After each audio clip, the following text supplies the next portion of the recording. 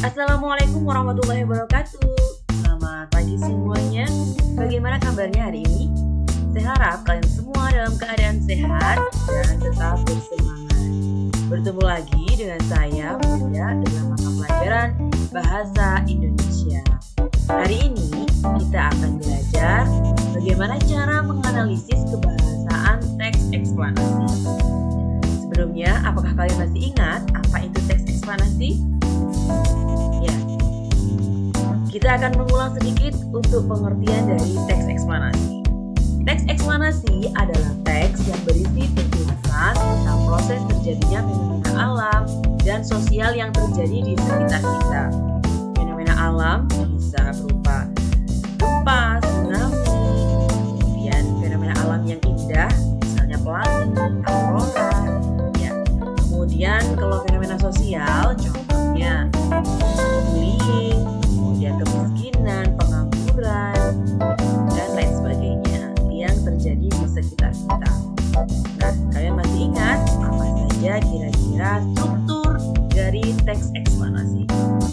Ya, struktur dari teks eksplanasi yang pertama ada pernyataan umum. Pernyataan umum itu bagian ini berisi gambaran umum fenomena atau peristiwa alam yang akan dibahas. Jadi, pengertian dari fenomena alam yang akan dibahas.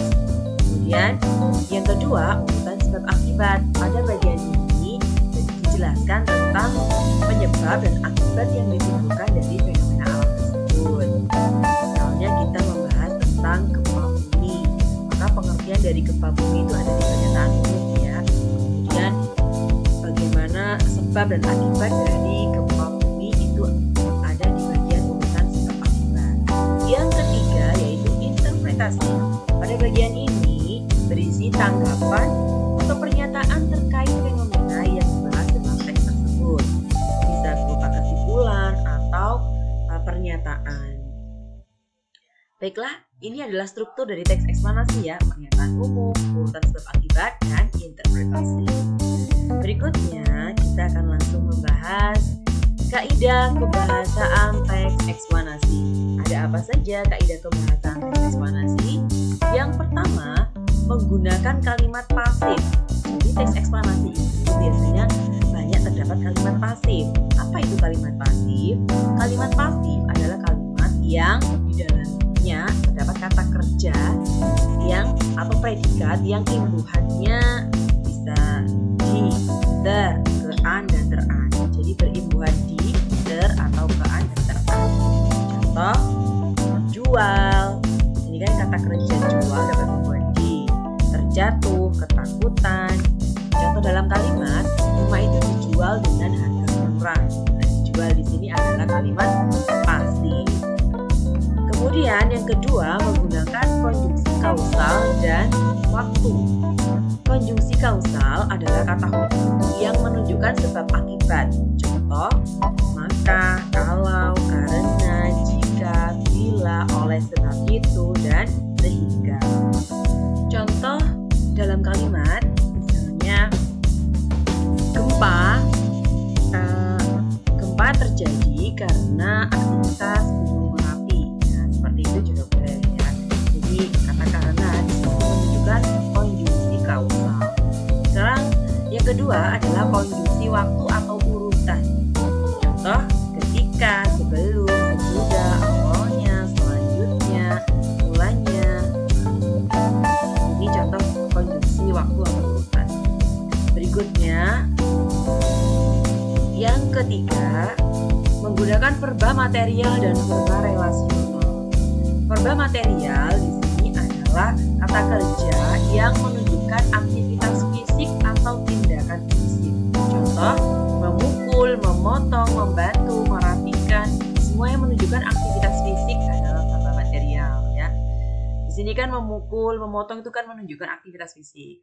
Berikutnya, verba relasional, yaitu kata kerja yang berfungsi sebagai penghubung antara subjek dengan pelengkap.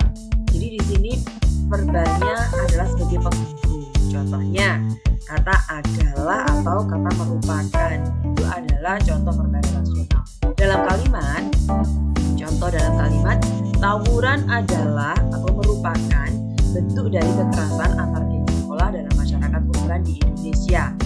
Nah, kata adalah atau merupakan ini termasuk verba relasional. Jadi kalau kita cek di sini tawuran itu adalah subjek, maksudnya ya tawuran subjek adalah atau merupakan adalah predikat. Posisinya di sini adalah verba atau kata kerja yang bersifat relasional, yang menghubungkan antara subjek dengan pelengkap. Nah, berarti setelah ini adalah pelengkapnya. Gitu ya. Ini contoh verba relasional. Berikutnya yang keempat, menggunakan istilah ilmiah. Jadi di dalam teks eksplanasi nanti kita akan menjumpai istilah-istilah ilmiah, yaitu istilah berdasarkan kaidah ilmu pengetahuan. Contoh, pelangi, lava, gempa bumi, kemudian tsunami, aurora, dan sebagainya. Misalnya tsunami ya, maka istilah kaidah keilmuan atau istilah ilmiah itu adalah tsunami adalah gelombang air besar yang diakibatkan oleh gangguan di dasar laut seperti gempa bumi. Nah, itu contoh dari istilah ilmiah. Kemudian misalnya ada lava ya. Lava adalah lelehan batu pijar yang mengalir keluar dari dalam bumi melalui kawah gunung Merapi atau melalui celah yang kemudian membeku menjadi batuan beku yang bentuknya bermacam-macam. Itu contoh istilah ilmiah. Oke. Ini tadi adalah kaidah kebahasaan dalam teks eksplanasi ya. Jadi kita ulang lagi. Yang pertama ada menggunakan kalimat pasif, kemudian menggunakan konjungsi kausal dan waktu, menggunakan verba material dan verba relasional, dan menggunakan istilah ilmiah. Kita akan langsung bagaimana cara menganalisis dalam sebuah teks eksplanasi ya, analisis kaidah kebahasaannya. Teks yang kita analisis ini adalah contoh teks eksplanasi yang sudah saya sampaikan di materi video pembelajaran tentang teks eksplanasi, yaitu yang berjudul bullying ya atau perundungan. Jadi teksnya tidak perlu saya baca lagi, kita akan langsung analisis kaidah kebahasaannya ya. Yang pertama kita akan mencari kalimat pasif. Di sini sudah saya tandai dengan warna kuning untuk kalimat pasif. Contohnya dilakukan. Ini ada id ya, tidak terpuaskan. Nah, ini contoh kalimat pasif. Berikutnya adalah konjungsi kausal. Itu kata hubung yang menunjukkan akibat ya. Maka, karena, menyebabkan, disebabkan, karena, sebab akibat ya. Akibatnya. Nah, di sini contoh konjungsi kausal yang berwarna merah. Kemudian konjungsi waktu yang berwarna hijau. Kita lihat konjungsi waktu, konjungsi atau kata hubung yang menunjukkan waktu pada mulanya, selanjutnya. Verba material. Nah, kata kerja yang menunjukkan aktivitas fisik. Di sini ada memukul dan menendang ya. Kemudian verba relasional. Kata kerja yang menghubungkan antara subjek dengan pelengkap. Ini ada adalah ya. Alasan bullying di sekolah saat ini semakin meluas, salah satunya adalah karena sebagian besar korban kemudian menceritakan pengalaman mereka. Jadi adalah ini adalah verba relasional. Kemudian ada lagi selain adalah, ini dia merupakan.